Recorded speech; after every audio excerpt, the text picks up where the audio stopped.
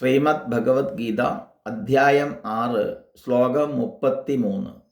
അർജുന ഉവാച യോയം യോഗസ്ത്വയാ പ്രോക്ത സാമ്യേന മധുസൂദന ഏതസ്യാഹം ന പശ്യാമി ചഞ്ചലത്വാ സ്ഥിതിം സ്ഥിരാം. ശ്ലോകം 34. ചഞ്ചലം ഹി മനഃ കൃഷ്ണ പ്രമാധി ബലവദൃഢം തസ്യാഹം നിഗ്രഹം മന്യേ വായോരിവ സുദുഷ്കരം.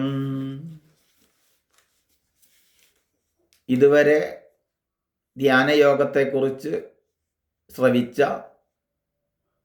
അർജുനൻ അഥവാ ശിഷ്യൻ, ആ ശിഷ്യൻ്റെ ഉള്ളിലുണ്ടാവുന്ന സംശയത്തെ 2 ശ്ലോകങ്ങളിലായിട്ട് അവതരിപ്പിക്കുകയാണ് ഇവിടെ ചെയ്യുന്നത്. അല്ലയോ മധുസൂദന, യാതൊരു യോഗമാണോ സമത്വഭാവം എന്ന വണ്ണം അങ്ങയാൽ പറയപ്പെട്ടത്, ഇതിൻ്റെ സ്ഥിരമായ സ്ഥിതിയെ ചഞ്ചലത്വം ഹേതുവായി ഞാൻ കാണുന്നില്ല. എന്തുകൊണ്ടെന്നാൽ മനസ്സ് ചഞ്ചലവും ദൃഢവും നമ്മെ ബലപൂർവകം പ്രമഥനം ചെയ്യുന്നതുമാണ്.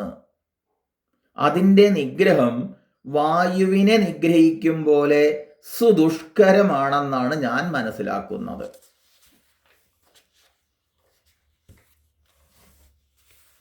അപ്പോൾ ഇവിടെ ഭഗവത്ഗീത, പ്രത്യേകിച്ച് ധ്യാനയോഗം ശ്രദ്ധയോടുകൂടി പഠിക്കുന്ന ഒരാളുടെ ഉള്ളിലുണ്ടാവുന്ന സംശയത്തെ അർജുനൻ ഇവിടെ ഉന്നയിക്കുകയാണ്. അതുകൊണ്ട് തന്നെ ഇത് നമ്മെ സംബന്ധിച്ച് വളരെ പ്രസക്തമായ 2 ശ്ലോകങ്ങളാണ്.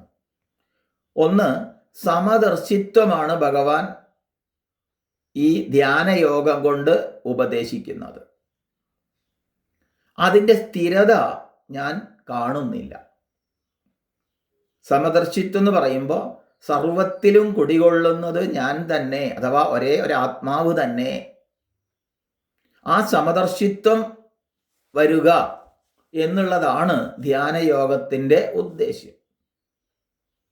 അങ്ങനെയുള്ള ആ സമത്വദർശിത്വം, സർവത്തിലും സമഭാവനയെ കാണുക, ആ എല്ലാറ്റിലും ഭഗവാനെ ദർശിക്കുക, എല്ലാറ്റിലുമുള്ള അതേ ഭഗവത് തത്വം തന്നെയാണ് തന്നിലും ഉള്ളിൽ ഇരിക്കുന്നതെന്ന് മനസ്സിലാക്കുക. ഇതിന് മനസ്സിൻ്റെ ഏകാഗ്രതമായിരിക്കുന്ന ധ്യാനയോഗ നിഷ്ഠ അനിവാര്യമാണ്. പക്ഷെ അത് ഞാൻ സ്ഥിരമായി കാണുന്നില്ല. എപ്പോഴെങ്കിലും കണ്ടിട്ട് കാര്യമില്ലല്ലോ. അതുകൊണ്ട് ഈ ധ്യാനയോഗം എന്നുള്ളത് സാമ്യബുദ്ധിയാണെന്ന് പറയാനൊക്കെ എളുപ്പമാണെങ്കിലും അതിലേക്ക് എത്തിച്ചേരുക എന്നത് വളരെ കഠിനമാണ് ഭഗവാനെ.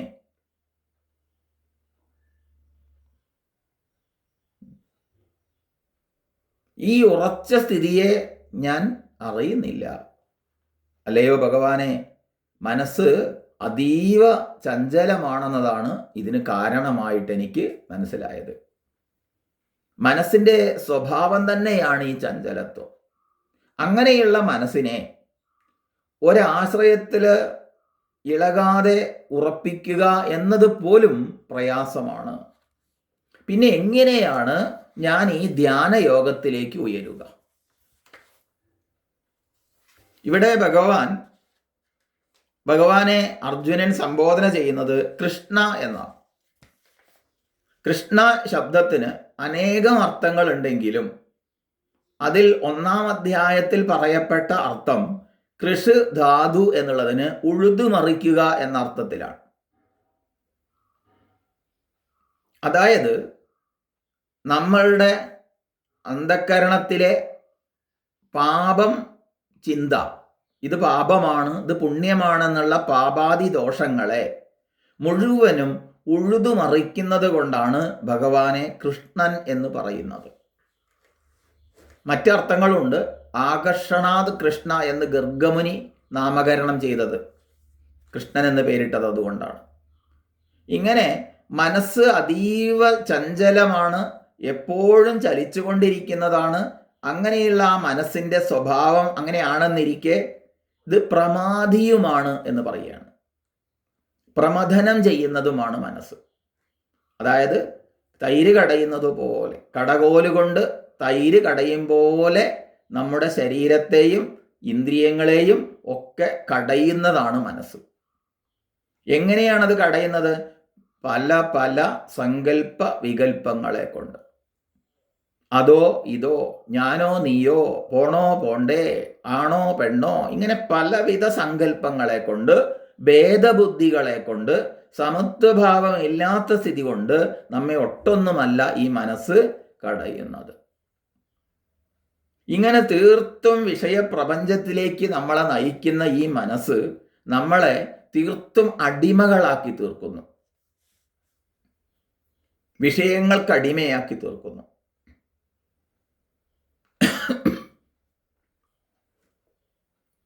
പോരാ, അത് ബലവത്തുമാണ്, ബലപൂർവകമാണ് അത് നമ്മെ പ്രമഥനം ചെയ്യുന്നത്. മറ്റൊന്നിനെ കൊണ്ട് നിയന്ത്രിക്കാനാവാത്ത അത്ര ബലമുള്ളതാണ് ഈ മനസ്സ്.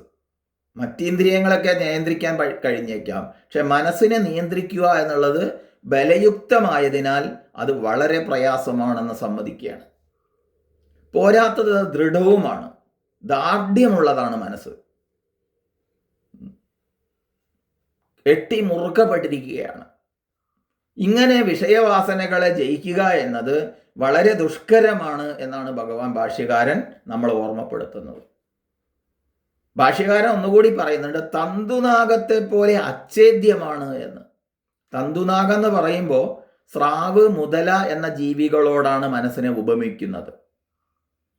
സ്രാവ് അതിൻ്റെ സ്വഭാവം എന്ന് പറയുന്നത് അതിനെ കീഴ്പ്പെടുത്താൻ എളുപ്പമല്ല, ദ്രുതഗതിയിൽ അത് പ്രവർത്തിക്കും.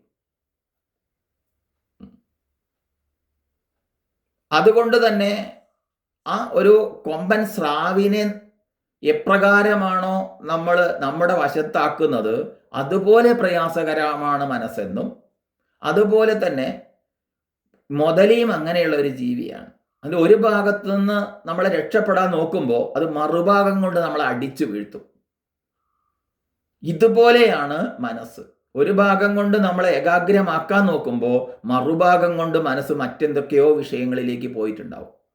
ഒരിക്കലും ധ്യാനത്തിൽ ഉറപ്പിക്കാൻ എളുപ്പമല്ല മനസ്സിനെ എന്ന് സാരം. അങ്ങനെയുള്ള മനസ്സ് അത്യന്തം ദൃഢവുമാണ്, അച്ഛേദ്യവുമാണ് എന്നർത്ഥം. ഈ മനസ്സിനെ നിയന്ത്രിക്കുന്നത് വായുവിനെ നിയന്ത്രിക്കുന്നതിനേക്കാൾ ക്ലേശകരമാണെന്ന് പിന്നെയും പറയുകയാണ്. അതായത് ഒരു വായു പ്രവാഹമാണ് കാറ്റായി രൂപപ്പെടുന്നത്. ശക്തമായി ആയ കാറ്റായി അത് രൂപപ്പെട്ട് കഴിഞ്ഞാൽ അതിനെ നിയന്ത്രിക്കാൻ പറ്റില്ല. കാറ്റിനെ എങ്ങനെ തടഞ്ഞു നിർത്താം? ഇങ്ങനെ ഒരു വായു പ്രവാഹത്തെ പോലും നിയന്ത്രിക്കാൻ നമുക്ക് സാധ്യമല്ലാത്തതുപോലെ അതിനേക്കാൾ ദുഷ്കരമാണ് മനസ്സിൻ്റെ നിയന്ത്രണം എന്നത് എന്ന് അർജുനൻ പറയുകയാണ്. അഥവാ നമ്മളുടെ അനുഭവമാണത്. അപ്പോൾ ഭഗവാന്റെ ഇതിലുള്ള മറുപടി, സമാധാനം എന്താണെന്ന് കേൾക്കാൻ വേണ്ടിയാണ് ഈ മനോനിയമനത്തിന് എന്താണ് മാർഗം എന്ന് അങ്ങ് ഉപദേശിക്കണമേ എന്നതാണ് ഈ അർജുനന്റെ വാക്യത്തിൻ്റെ ഉദ്ദേശ്യം എന്ന് നമുക്ക് മനസ്സിലാവും.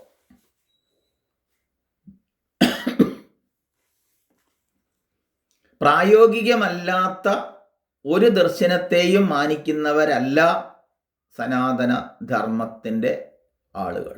അതായത് അവിടെയാണ് അർജുനനെ അവതരിപ്പിക്കുന്നത്. അതുകൊണ്ടാണ് പ്രായോഗികമല്ലാത്ത എന്തെങ്കിലുമൊക്കെ പറഞ്ഞിട്ട് ഒരു കാര്യവും ഇവിടെ ഇല്ല. അത് പ്രായോഗിക തലം, അത് ചോദിക്കാനും ഗുരുവിനോട് ചോദ്യം ചോദിക്കാനും സംശയം ദൂരീകരിക്കാനും നമ്മുടെ ശാസ്ത്രങ്ങൾ പഠിക്കുന്ന ഒരു വിദ്യാർത്ഥിക്ക് സ്വാതന്ത്ര്യം തന്നിട്ടുണ്ട്. ഗുരു പറയുന്നത് പ്രായോഗികമല്ലെന്ന് എനിക്ക് തോന്നിക്കഴിഞ്ഞാൽ അതിനെ ഞാൻ അപ്പടി അങ്ങ് വിശ്വസിക്കേണ്ട ആവശ്യമൊന്നുമില്ല, സംശയമുള്ളത് ചോദിക്കാം. അപ്പം ഇവിടെ പറയുന്നത് മനസ്സിൻ്റെ സാമ്യാവസ്ഥ എന്നുള്ളത് അപ്രായോഗികമാണെന്ന് തോന്നാനുള്ള കാരണം അർജുനൻ ഇവിടെ വ്യക്തമാക്കുകയാണ്. ചഞ്ചലത്വാതെന്ന്. അത് ചഞ്ചലത്വം എന്ന് പറഞ്ഞാൽ ഒന്നിലും ഉറച്ചു നിൽക്കായിക എന്ന സ്വഭാവം കൊണ്ട്. എന്നാൽ ധ്യാനത്തിലൂടെ സമചിത്തത കിട്ടില്ലെന്നൊട്ട് പറഞ്ഞിട്ടുമില്ല. വളരെ ശ്രമം ചെയ്താൽ അല്പസമയത്തേക്കൊക്കെ കിട്ടുമായിരിക്കാം. പക്ഷെ അത് എപ്പോഴും നിലനിർത്തുക എന്നുള്ളത് പ്രായോഗികമല്ലെന്നാണ് പറഞ്ഞതിനർത്ഥം. അപ്പൊ ആത്മാനുഭൂതി കൈവന്നാലും മനസ്സിന്റെ ചാഞ്ചല്യം കാരണം ഇതര അനുഭവങ്ങളെ പോലെ തന്നെ അതും ക്ഷണികമായിരിക്കില്ലേ ഭഗവാനെ?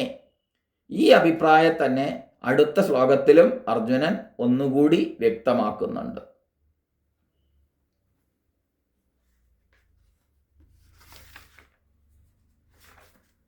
അടുത്ത ശ്ലോകത്തിൽ പറഞ്ഞത് ഇവിടെ അർജുനന്റെ ചോദ്യം എന്നുള്ളത് ഒരു നാസ്തികന്റെ ചോദ്യമായിട്ടല്ല. നാസ്തികൻ എന്ന് പറഞ്ഞാൽ ശാസ്ത്രോക്തികളെ തീർത്തും നിഷേധിക്കുക, ഈശ്വര നിഷേധികളായവരുടെ ചോദ്യമല്ല ഇവിടെ ചോദിച്ചത്. മറിച്ച് ശാസ്ത്രത്തിന്റെ പൊരുൾ അറിയാനാണ്. അപ്പൊ അവനവന്റെ അനുഭവം വെച്ച് നോക്കുമ്പോൾ മനസ്സിനെ നിയന്ത്രിക്കാനും അതിനെ ഒരു സ്ഥലത്ത് ഉറപ്പിച്ചു നിർത്താനും വയ്യ എന്നാണ് അർജുനന് തോന്നുന്നത്. കാരണം മനസ്സെപ്പോഴും ഇളകിക്കൊണ്ടിരിക്കുന്നതാണ്. അങ്ങനെയുള്ള വിഷയങ്ങളിലേക്കുള്ള അതിൻ്റെ പ്രവാഹം തള്ളിച്ച ഇന്ദ്രിയങ്ങളെ പ്രമഥനം ചെയ്യുന്നു. അതിൻ്റെ ഊക്ക് തടുക്കാനാവണില്ല. ഒന്നിൽ ഒട്ടിപ്പിടിച്ച് കഴിഞ്ഞാൽ പിന്നെ അവിടെ നിന്ന് അത് പറിച്ചെടുക്കാൻ കഴിയുന്നില്ലല്ലോ. ഈ നിലയ്ക്ക് അതിനെ എങ്ങനെയാണ് ഏകാഗ്രമാക്കി നിർത്തുന്നത് എന്നുള്ള ഒരു പ്രായോഗിക തലത്തെ എനിക്ക് പറഞ്ഞു തരൂ എന്നതാണ് ഉദ്ദേശം. പോരാത്തത് അതിനെ കാറ്റിനോട് ഉപമിച്ചിരിക്കുന്നു. ആഞ്ഞടിക്കുന്ന കൊടുങ്കാറ്റിനെ എങ്ങനെയാണ് തടഞ്ഞു നിർത്താനാകുക ഭഗവാനെ? അത്രയും ദുഷ്കരമാണ് മനസ്സിനെ നിരോധിക്കല്. അങ്ങനെ അതിനെ നിരോധിക്കാൻ ഉപായം വല്ലതുണ്ടെങ്കിൽ പറഞ്ഞു തരൂ. ഈ ഒരു അപേക്ഷ ഈ സംശയത്തിൻ്റെ ഉള്ളിൽ കിടക്കുന്നുണ്ട്, അന്തർഭവിച്ചിട്ടുണ്ട് ഈ ചോദ്യങ്ങളുടെ ഉള്ളിൽ. അല്ലാതെ വെറുതെ ചോദ്യം ചെയ്യാനുള്ള ഭാവമല്ല അർജുനൻ്റെത്. അങ്ങനെയാണ് ശിഷ്യന്റെ തലം. അങ്ങ് പറഞ്ഞത് എനിക്ക് മനസ്സിലായിട്ടില്ല, എനിക്ക് ശരിക്കൊന്ന് മനസ്സിലാക്കിച്ചു തരൂ എന്ന സംബോധനയും കൂടി അതിലുണ്ട്.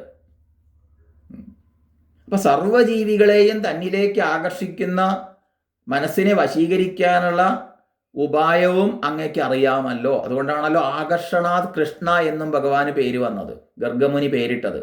സർവത്തിനെയും തന്നിലേക്ക് ആകർഷിക്കുന്നവനാണ് ഭഗവാൻ. അപ്പൊ ഭഗവത് സ്വരൂപത്തിലേക്ക്, തൻ്റെ ആത്മഭാവത്തിലേക്ക് ചഞ്ചലമായിരിക്കുന്ന മനസ്സിനെ നിയന്ത്രിച്ച് കൊണ്ടുവരാൻ കഴിവ് ഉള്ളവനാണങ്ങ്. അങ്ങനെയുള്ള ഭഗവാനെ അങ്ങക്കേ ഇത് പറഞ്ഞു തരാൻ പറ്റൂ. അതുകൊണ്ട് ഇവിടെ പറയാണ്, അത് എങ്ങനെയാണ് ഞാൻ എൻ്റെ മനസ്സിനെ നിയന്ത്രിച്ച് തൻ്റെ അധീനതയിൽ വെച്ചുകൊണ്ട് ധ്യാനയോഗത്തിൽ ഉറപ്പുവരുത്തുക എന്നുള്ള ആ ഒരു സംശയത്തെ ഇവിടെ വളരെ ശക്തമായ എന്നാൽ യുക്തമായ ഭാവത്തിൽ അവതരിപ്പിക്കുകയാണ് അർജുനൻ ചെയ്യുന്നത്.